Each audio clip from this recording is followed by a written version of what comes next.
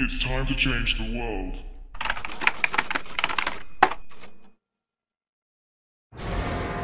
President John F. Kennedy.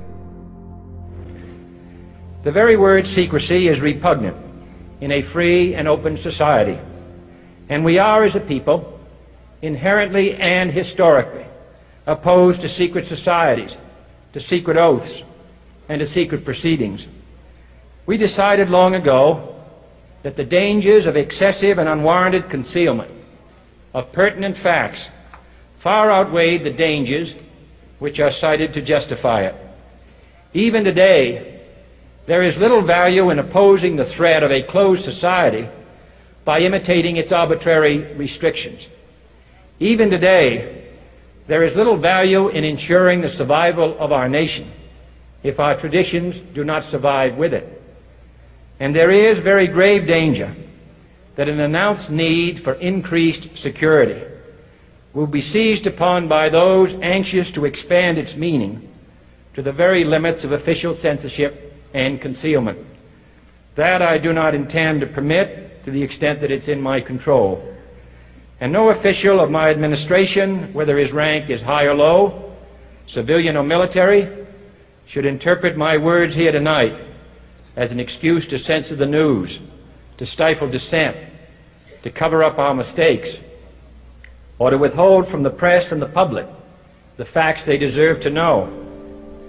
For we are opposed around the world by a monolithic and ruthless conspiracy that relies primarily on covert means for expanding its sphere of influence, on infiltration instead of invasion, on subversion instead of elections, on intimidation instead of free choice, on guerrillas by night instead of armies by day. It is a system which has conscripted vast human and material resources into the building of a tightly knit, highly efficient machine that combines military, diplomatic, intelligence, economic, scientific, and political operations. Its preparations are concealed, not published. Its mistakes are buried, not headlined. Its dissenters are silenced, not praised. Its dissenters are silenced, not praised.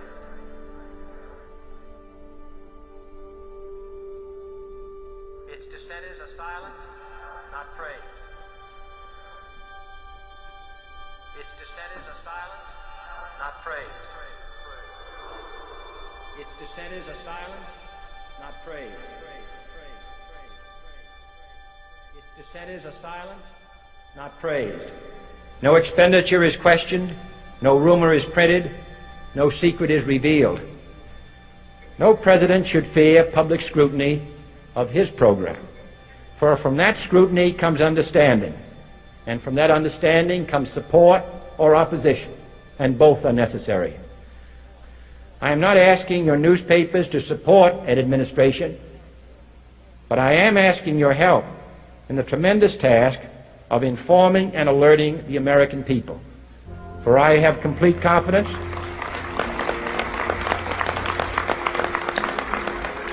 in the response and dedication of our citizens whenever they are fully informed.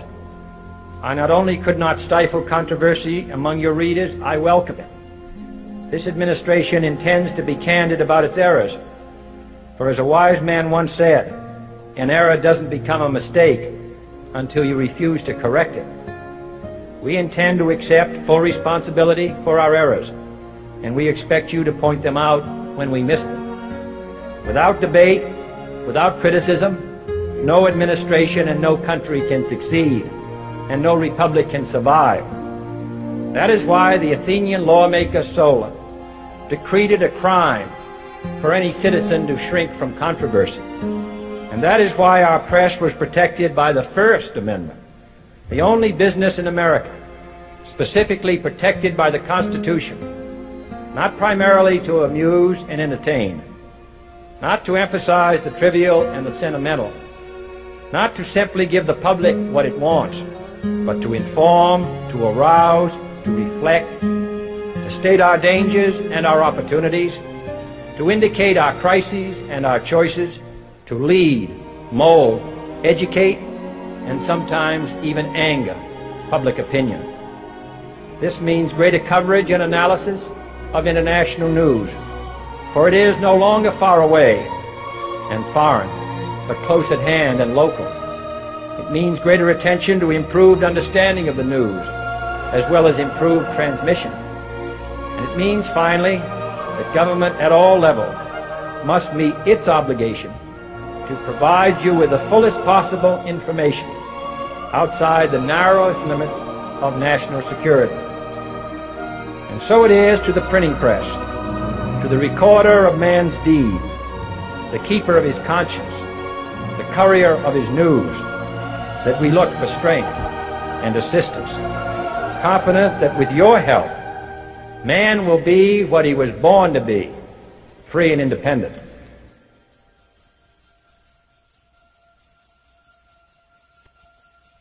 You were both in Skull and Bones, the secret society. It's so secret we can't talk about it. What does that mean for America? The conspiracy theorists are going to go wild. I'm sure they are. I don't know. I haven't seen the web. Number 322. You both were members of Skull and Bones, a secret society at Yale. What does that tell us? Not much, because it's a secret. Is there a secret handshake? Is there a secret code? I wish there were something secret I could manifest. 322, a secret number? There are all kinds of secrets, Tim, but one thing is not a secret. I disagree with this president's direction that he's taking the country. We can do a better job, and I intend to do it. Senator Clinton, how you doing? I'm good. How are you Can doing? I ask you a quick question while you signed that? Sure. It was reported in June of 2006 you attended a meeting in Ottawa, Canada, the Bilderberg Group.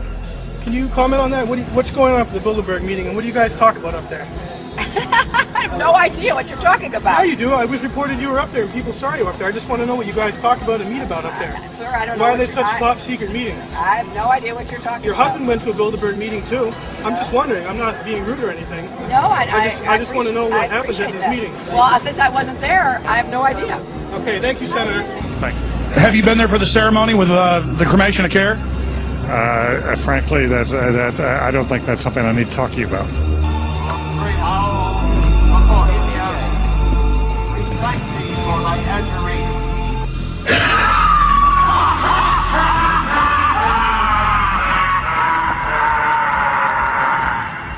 Have you been there for the ceremony with the cremation of care? Frankly, I don't think that's something I need to talk to you about. Really? That's right. Well, I'm Alex Jones, and I snuck in there in 2000. I'm the guy that blew it wide open and got the video. It's been on national TV. Well, I disrespect you for that. You do? I do. But there's a lot of big public officials going in there. Don't we deserve to know? You took it. I don't know anything about you, and I don't know anything about your film. But if you go in there with an understanding, you violated that understanding by releasing that film, and I don't respect you for that. Really? But what about the ritual? Is the ritual genuinely?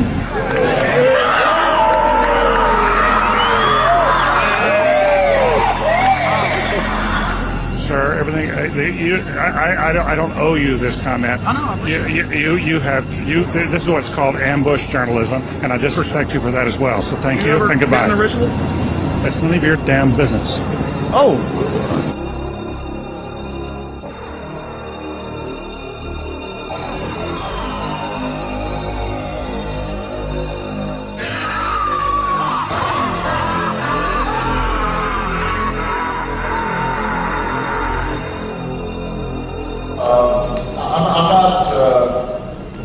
The Council on Foreign Relations, I don't know if I'm an official member. I've spoken there with